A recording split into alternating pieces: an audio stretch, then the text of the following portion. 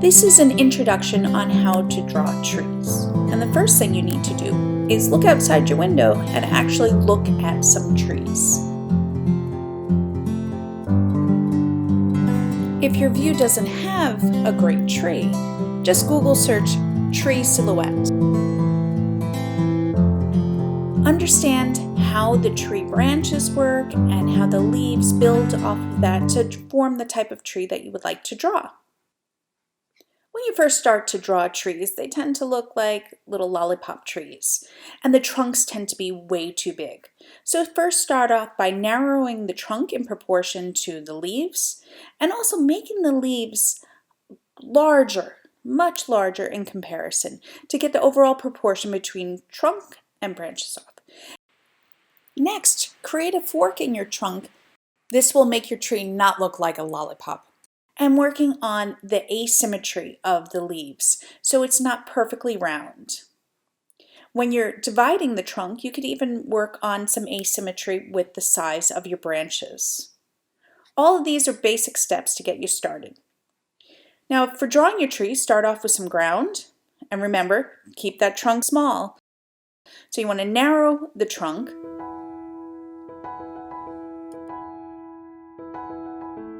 Continue to build the trunk going up, and remember, branches are round in shape, but they're going to grow out on angles. So create a series of straight lines that have different angles coming out of your trunk.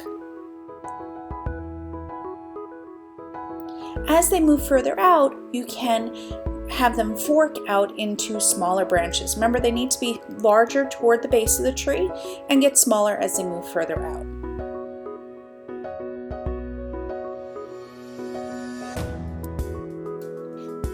As you add on branches, remember to have some sort of variation in them so they're not symmetrical.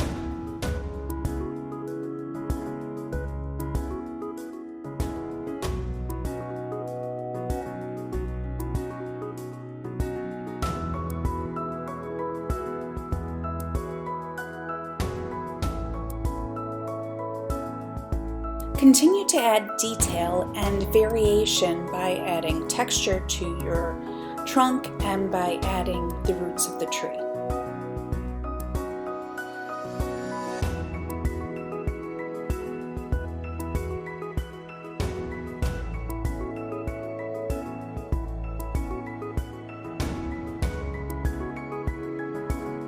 As you perfect the straight line angularness of tree branches, you can try for some rounder ones and some kind of twisty overlapping shapes. Remember, some branches might even be broken off.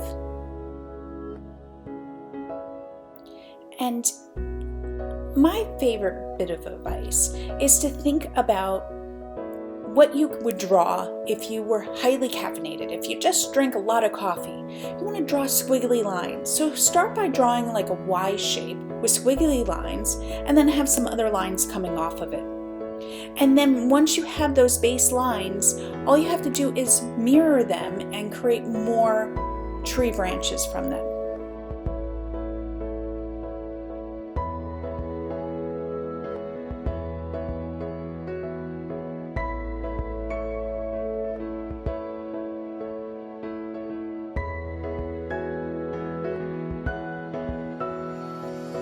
This exercise is really helpful if you're a perfectionist and you find yourself making overly symmetrical trees.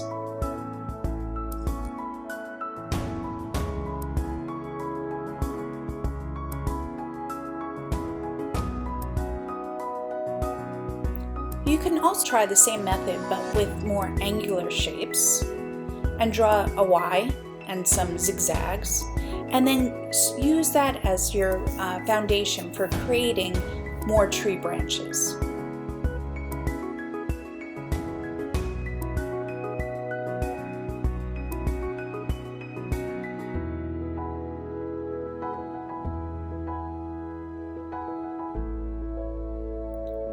Once you have your basics of your tree, you can go in and add leaves. And this shouldn't be seen as one uniform bunch on top nor as single individual leaves, but think of them as clumps or like little clouds that you can draw and overlap.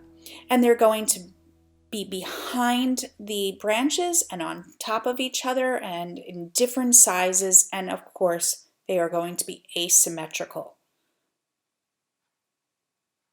Okay, you want to have a whole variety of different shapes and have areas where you can poke branches coming through and where you can see the sky through. Then you're ready to add details, and that will come with shading. So you have to figure out a light source with your chiaroscuro, your shading of light and dark. So my highlight is going to be on the right-hand side, so I know everything on the left is going to be darker. And sure, I might have some darker bits in dark parts of the tree are, but overall I can go through the left side and I can shade that darker.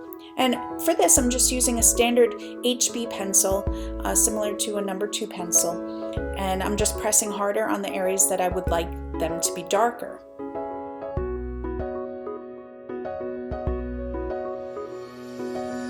Notice how I'm not outlining. I'm just trying to make them thicker in some areas and then thinner in some areas. Then I go in and add some more shadows in my deep shadow area. I do this by varying my pencil stroke from horizontal to vertical and varying the pressure of the pencil. Remember, trees have texture for the bark, so I also have to have some darker shading in there. It's not going to be all one uniform value.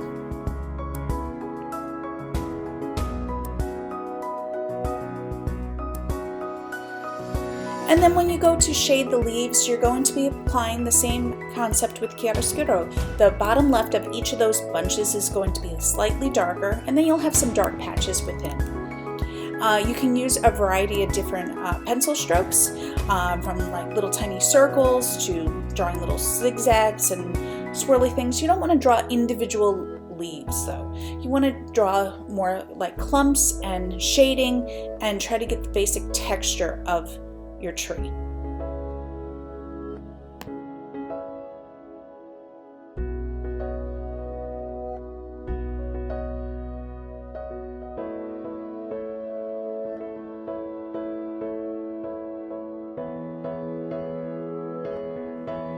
But of course, all of that advice is worthless if you're drawing a different type of tree.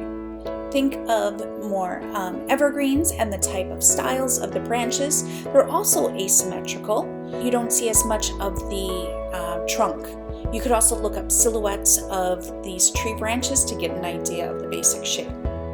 Now, you want to avoid some stereotypical ways of approaching this and try to draw them a little bit more naturally.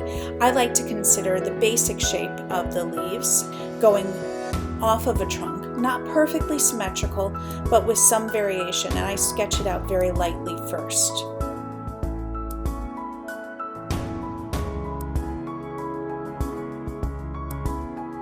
Then you can go in and add some more details and cross over the midsection of that tree shape with all of your boughs of branches. Start adding some deeper shadows. You can, if you'd like to see some of the trunk of the tree that's right outside my window, I can see some of the trunk coming through, so I'm making it a little bit darker on that side.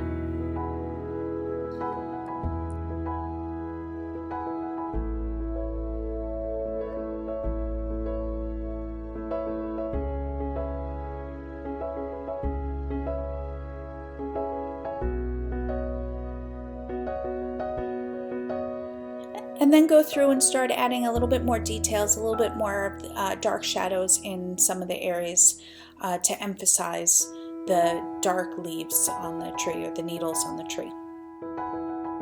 Now this tree is quite small, so if you want to draw a little bit bigger, you can kind of see how you can vary the textures of the needles on the tree. Now this drawing could also be done in pen. It doesn't have to be done in pencil. Here are some examples of drawings that I did of trees in pen, which follows pretty much the same techniques, except when you're shading, you'd use a little bit more stipple and cross-hatching than you would blending.